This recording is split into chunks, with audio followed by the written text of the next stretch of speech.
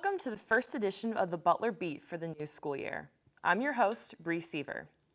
Typically, there's always something happening on Butler's campus, and this week is no exception, especially with the highly anticipated Fray concert that will be taking place tomorrow night at Clues Hall.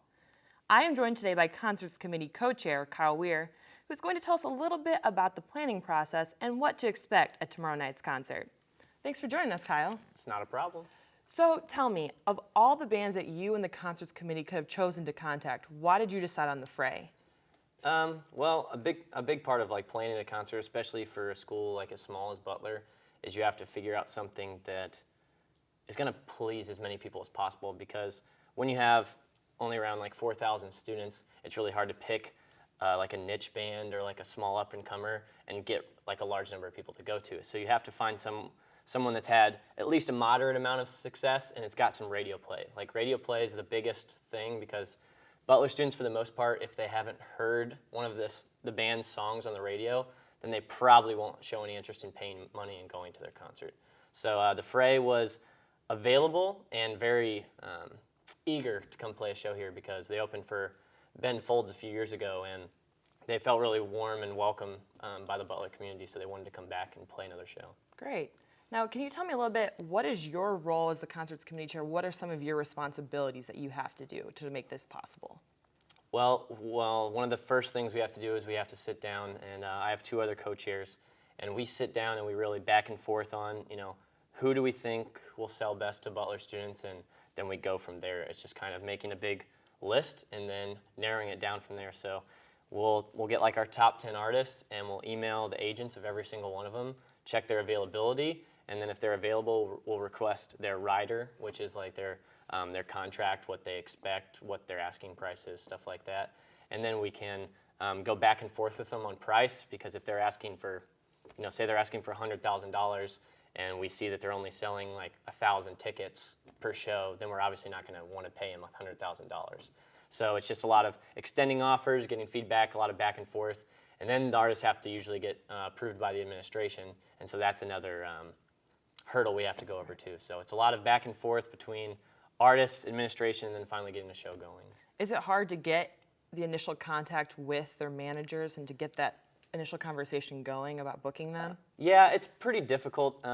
We have a new advisor this year as well, and last year when I was a co-chair as well, there was a man by the name of Frank, and he was one of our advisors, and he had spent a few years doing this, and so he'd build up those connections. And now we have a new advisor, and she obviously doesn't have all those connections that Frank had, but luckily we have a good connection and a good relationship with the people over at Clues Hall, and they've been helping us a lot, and because that's what they do for a living. So just when getting them to send an email saying, hey, when's this band available, that is a lot more appreciated by managers, because they know him and they know those people over at Clues, and they can respond to him quickly because they have a relationship built up. Right, they're more likely to respond.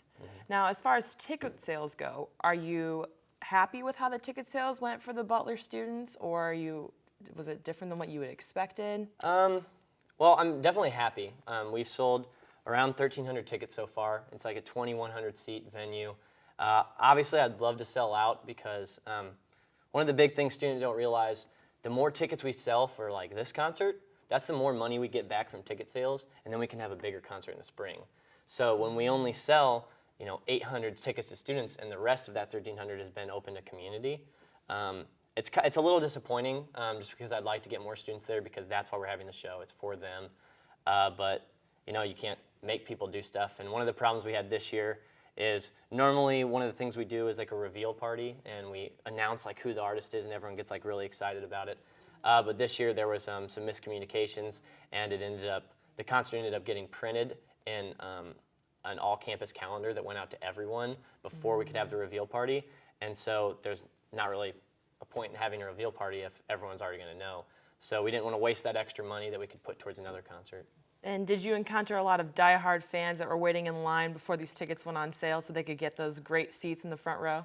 I wouldn't say diehard. I would say a lot of eager people.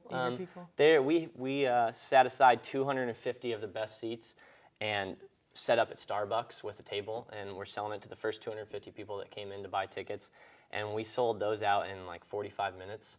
So the initial interest in the concert was pretty good because we sold those tickets pretty fast. But other than that, it's been pretty steady as far as ticket sales goes. Well, thanks so much for all of your insight into the not a concert, and we're looking forward to tomorrow night. So before we break for a brief commercial, Krista Miller is here to give you the rundown on what events are happening in the Jordan College of Fine Arts this coming week. There are 2 events taking place with JCFA this weekend. The first is the Indie Jazz Festival. Butler's Jazz Ensemble will perform at the event this Saturday, the 17th.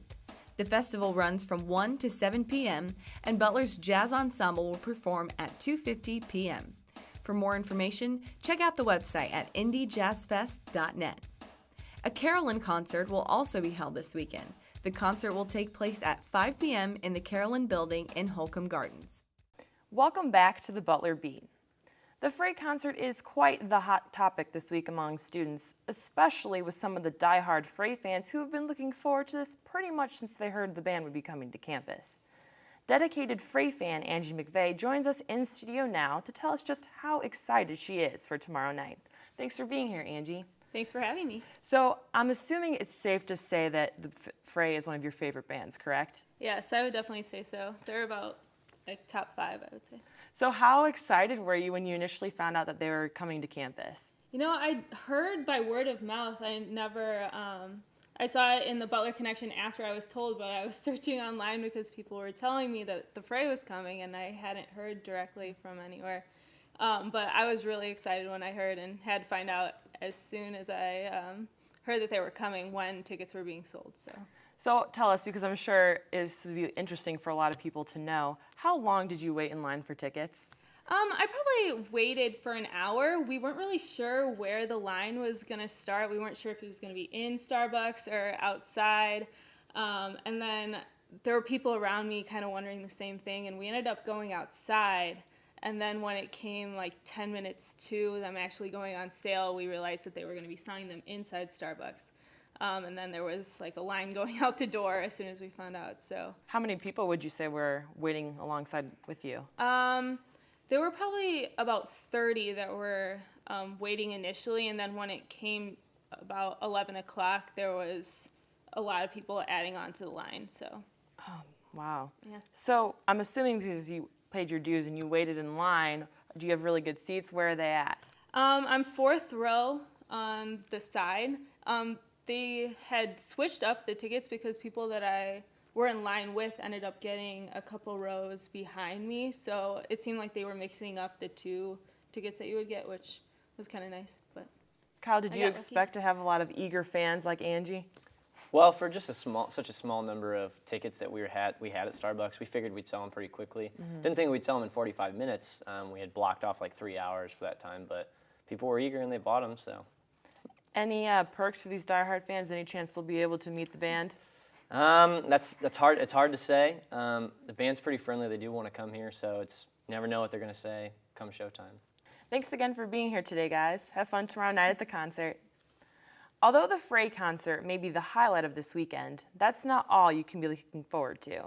So grab your calendars because Krista Miller is here to give you the details on what else is happening around campus this weekend. Thanks, Bree. There are lots of events going on this weekend at Butler. To start off, before you head to the Fray concert, make sure to stop by Schwitzer Lawn and the lawn of Alpha Chi Omega for the sorority's annual Frisbee Fling.